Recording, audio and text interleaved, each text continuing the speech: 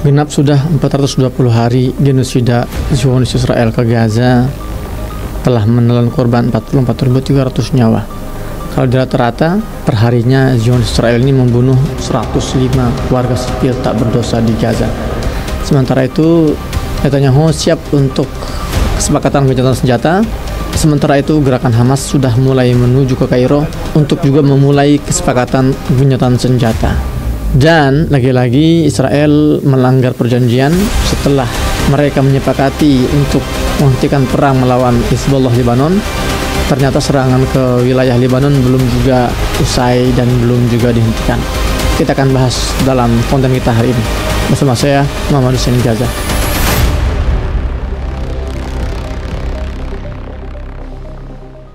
Assalamualaikum warahmatullahi wabarakatuh. Alhamdulillah wassalatu wassalamu ala rasulillah. Rabbi shrah li sadri wa yassir li amri wahlul 'uqdatam min lisani yafqahu qawli. Rabbana zidna ilma. Teman-teman, apa kabar semuanya? Selamat berhari Ahad, selamat berweekend. Semoga antum semua senantiasa dalam lindungan dan bimbingan dari Allah Subhanahu wa taala. Teman-teman, seperti biasa kita akan mengupdate kondisi terkini di Gaza karena kita tidak bisa mengandalkan media-media mainstream hari ini yang menurut saya mereka telah mengkhianati dan meninggalkan warga Gaza sendirian. Teman-teman, hari ini genap 420 hari sejak dimulainya genosida Israel ke Gaza. Di rata-rata, korban jiwa yang terbunuh di Gaza mencapai angka 44.300. Sementara korban luka menyentuh angka 104.000. Kalau kita rata-rata per hari, artinya Israel dalam 420 hari ini mereka membunuh 105 nyawa per hari. Ini bukan angka, ini adalah nyawa. Dan bagaimana pembantaian demi pembantaian 100 nyawa per hari itu tidak bisa menggerakkan media-media di kita, media-media mainstream ini tidak bisa menggerakkan mereka untuk mengabarkan peristiwa besar ini. Malahan peristiwa krusial ini harus tenggelam di antara berita-berita yang tidak memiliki value besar. Kalau hari ini yang sedang viral misalnya Agus melawan Novi, ini hanya persetujuan beberapa orang, namun hebatnya mampu menarik perhatian masyarakat. Biasanya kalau ada kasus-kasus semacam ini, kasus yang remeh-temeh, ya namun trending topik ini nggak berhenti, biasanya itu pengalihan isu. Maka kembali lagi pada kita semua, apakah kita mau pandangan kita, kepedulian kita ini dialihkan oleh isu semacam ini? Baik teman-teman, dalam 24 jam terakhir, Israel juga melakukan 3 serangkaian serangan besar ke Gaza yang mengakibatkan 58 warga syahid dan puluhan lainnya terluka. Sebelum kalian melanjutkan tontonan video ini, saya berharap kita semua bisa mengganti peran media yang sedang tertidur hari ini, dan tugas kita adalah membangunkan saudara kita, kerabat kita, keluarga kita, teman-teman kita bahwa genosida belum selesai. Saya yang bikin kontennya, saya yang menyiapkan datanya, antum tugasnya hanya men-share video ini, share seluas-luasnya ke grup-grup WhatsApp, ke akun media sosial kalian. Insya Allah nggak di take down.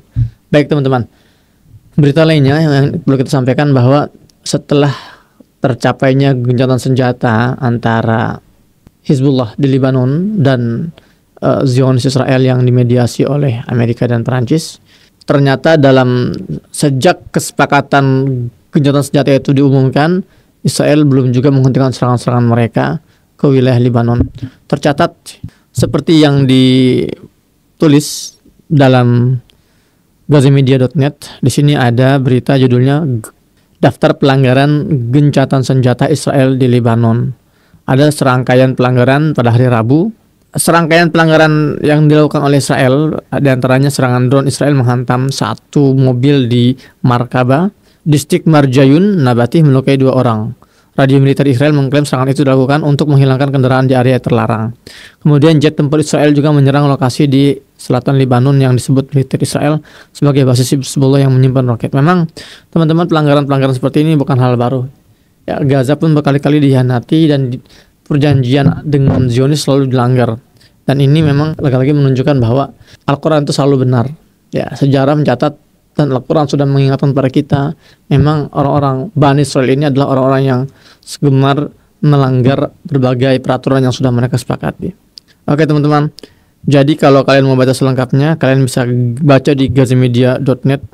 Kemudian berita selanjutnya, Netanyahu siap setujui gencatan senjata di Gaza, tapi bukan mengakhiri perang.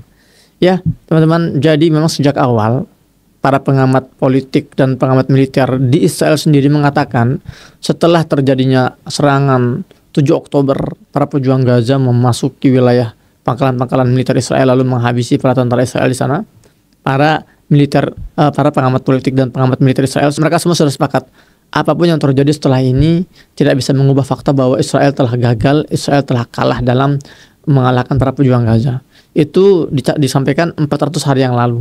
Dan selama ini memang Netanyahu sadar mereka tidak mampu, tidak akan bisa mewujudkan impian delusinya.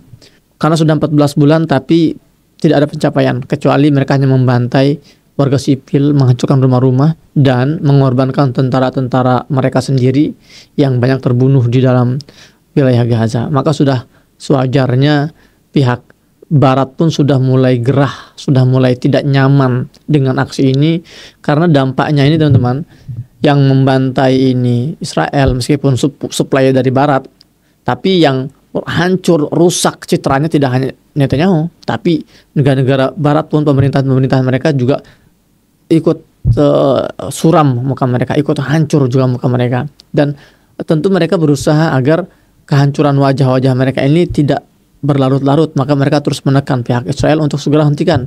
Udah Netanyahu, kamu itu sudah tidak mampu. Kamu itu sudah tidak lagi punya kompetensi untuk mewujudkan delusi kamu. Maka berhentilah. Ya, jadi tekanan-tekanan itu kuat sekali agar Israel mau menghentikan perang di Gaza, dan sedikit demi sedikit sudah banyak statement-statement dari pejabat Israel sendiri yang berubah. Tidak hanya statement, bahkan sudah banyak pejabat-pejabat tinggi Israel yang mengundurkan diri atau yang terakhir ini dipecat langsung. Dan tidak main-main, yang dipecat bukan pejabat-pejabat kelas 2, kelas 3, tapi Menteri Pertahanan Israel Yoav Gallant dipecat langsung oleh Israel karena mulai mengubah narasinya yang awalnya optimis merasa akan menang, tapi di akhir-akhir masa jabatannya dia mulai menggunakan logikanya dan dia bahkan menyerang Netanyahu, Perdana Menterinya sendiri yang selama ini menjadi rekan seperjuangannya. Akhirnya Yoav Gallant, sang Menteri Pertahanan Israel, dipecat dari jabatannya, sehingga saat ini Netanyahu bisa dikatakan sendirian dalam mengomando perang melawan Gaza ini. Maka dari itu, statement terakhir Netanyahu yang mengatakan dirinya siap untuk gencatan senjata ini bukan hal yang tidak bisa kita perkirakan, tapi ini sudah bisa kita baca dalam beberapa bulan terakhir. Namun ya lagi-lagi kita tetap tidak bisa mengandalkan atau berpegang pada kata-kata mereka. Ya.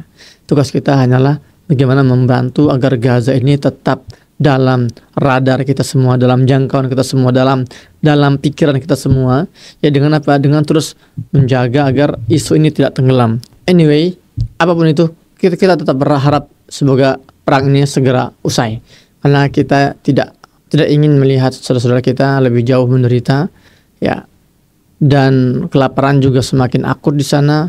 Kalau dari pemerintah lokal Gaza sendiri mengumumkan dari hari ini bahwa 2 juta lebih warga Gaza ini terancam mati kelaparan karena krisis kelaparan yang sangat akut yang terjadi di wilayah utara dan selatan Gaza hari ini. Maka teman-teman, please jangan biarkan isu Gaza ini tenggelam. Jangan biarkan kabar dari Palestina ini hilang. Kita tidak bisa mengandalkan media-media mainstream, maka kita mengandalkan channel-channel YouTube seperti ini. Dan saya mengajak antum, apakah antum ini influencer atau content creator, hayolah buktikan solidaritas kita kepada warga Gaza. Buktikan bahwa kita juga bagian dari mereka. Ingat, Nabi SAW pernah bersabda dalam satu hadis sahih, "Matsalul mu'minina fi tawaddihim wa ta'atufihim wa tarahumihim kal jasadil wahid idza syaka minhu 'adu tada'a baqi sairul jasadi bil sahr wal huma aw fima ma'na."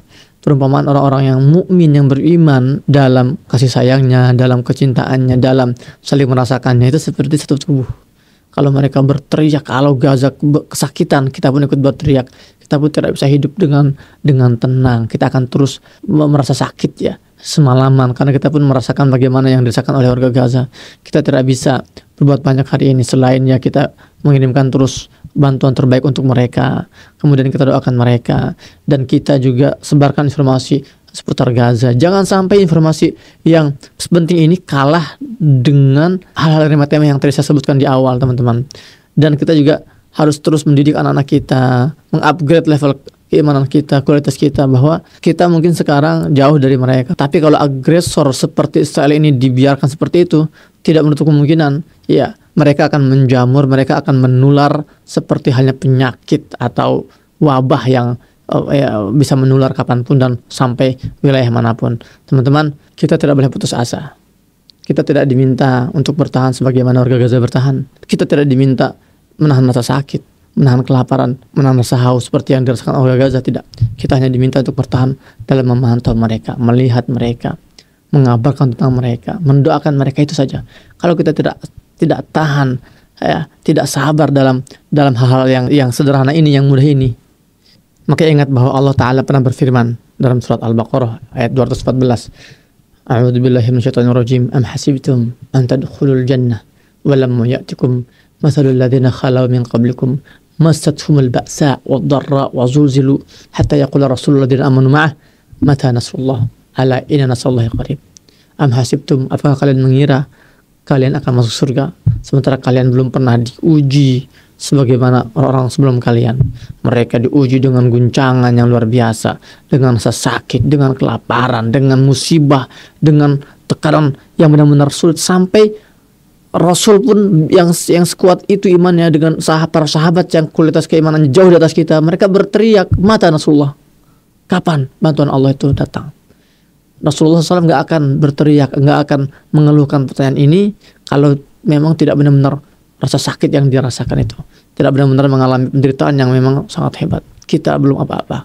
Kita hanya diminta untuk bertahan, bersabar, mendoakan mereka, memantau mereka, peduli pada mereka, kemudian menyebarkan berita tentang mereka. Itu aja yang diminta. Maka ayo teman-teman, kita saling menguatkan, kita sinergi, kita berkolaborasi. Itulah makna dari satu tubuh. Semoga Allah Ta'ala mengampuni segala dosa-dosa kita dan kelalaian kita selama ini, dan semoga Allah Ta'ala memberikan kemerdekaan untuk Palestina, kemerdekaan untuk kita semua, dan semoga kita semua kelak dikumpulkan di Masjidil Aqsa berjamaah, salat berjamaah di sana, bukan sebagai wisatawan, bukan sebagai pelancong, bukan sebagai turis. Kita mau salat berjamaah di sana sebagai orang-orang yang merdeka, yang memerdekakan Masjidil Aqsa Palestina dari penjajahan Zionis Israel.